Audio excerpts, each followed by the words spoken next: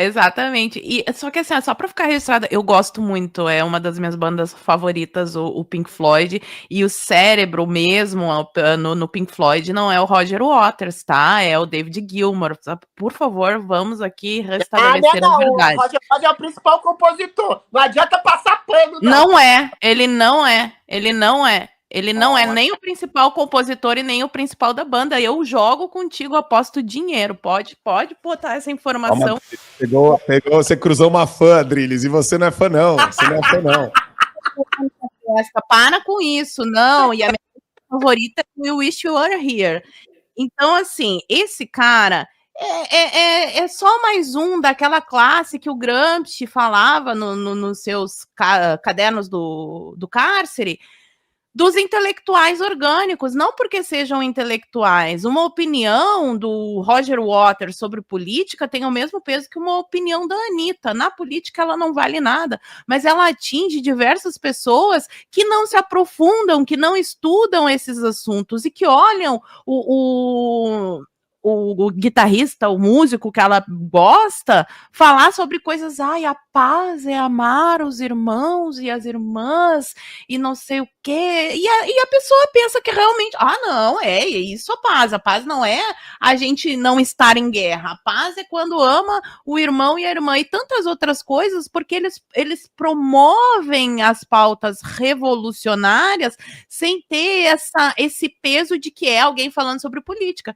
Porque quando alguém vem aqui, assiste o show diário e vê a gente falando sobre política, ela sabe que nós estamos abordando esse assunto, ela sabe que nós somos de direita, que nós temos um viés conservador, liberal, dependendo do comentarista, mas que aqui elas não verão as ideias da esquerda sendo propagadas. Então isso já dá uma certa barreira, um filtro, porque essa pessoa filtra melhor ali o que ela está ouvindo. Agora, quando esse tipo de informação é passado no meio de um show, ou por um artista, ou no meio da novela, como aconteceu aí esse final de semana, esse filtro contra a lavagem cerebral, ele não está ativado, então a pessoa sofre uma influência muito maior, e muitas vezes ela nem sabe, mas daqui a 2, 3 dias, talvez ela acabe em algum comentário falando, não, mas a paz é amar os irmãos e as irmãs, e ela nem sabe de onde isso veio, e é disso que é formada a esquerda, de pessoas que ficam repetindo chavões.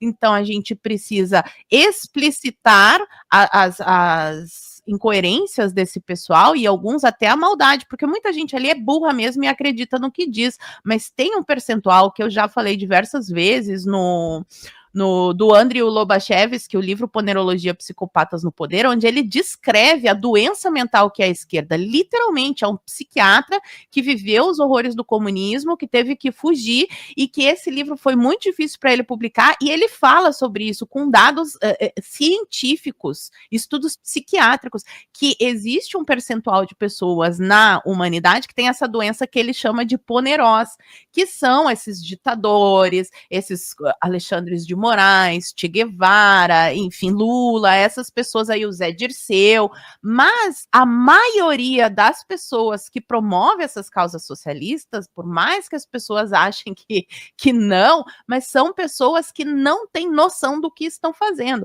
seja movida por interesses pessoais, de dinheiro ou de poder, mas mesmo assim ela não tem consciência da engrenagem que ela é na máquina ditatorial, e muitas vezes algumas pessoas ainda se espantam um pouco, mas existe esse percentual. A maioria das pessoas são, na verdade, histéricos, eles não são doentes, eles não são psicopatas, são pessoas que foram doutrinadas desde a infância através da televisão, tem desenho infantil, na escola, aí vai ouvir uma música, o artista tá falando isso, aí vai ver a novela, tá falando a mesma coisa, então essas pessoas são levadas a ter esse raciocínio contaminado, e quando a gente junta isso, Marco, com a necessidade que o ser humano tem de ser aceito pelas pessoas, né, aí fica muito mais grave a história. Tem inclusive um teste, um vídeo bem antigo de um teste, onde uma professora está numa sala de aula com uma pasta verde na mão e ela pergunta para os alunos que cor é essa pasta. Essa pasta aqui é verde. Tá, mas agora, quando entrar um aluno atrasado, eu vou dizer que ela é vermelha e vocês concordem comigo. Aí entra o aluno atrasado, a professora levanta a pasta verde e fala: "Essa pasta vermelha". Toda a turma concorda com ela. Inicialmente, essa pessoa que chegou atrasada fica até meio ressabiada, mas depois ela acaba dizendo que a pasta é vermelha. Ela contraria a sua percepção de ver que a pasta é verde para se sentir aceita ou não rejeitada por esse grupo que falou que a pasta é vermelha. Então, eu sei que eu fiz muitas digressões aqui, mas é isso que eu quero que as pessoas entendam, o quanto é importante essa guerra cultural. E ela é jogada dentro da política também, mas ela é especialmente jogada fora da política, principalmente, e a direita precisa urgentemente aprender a usar essa arma também, Marco.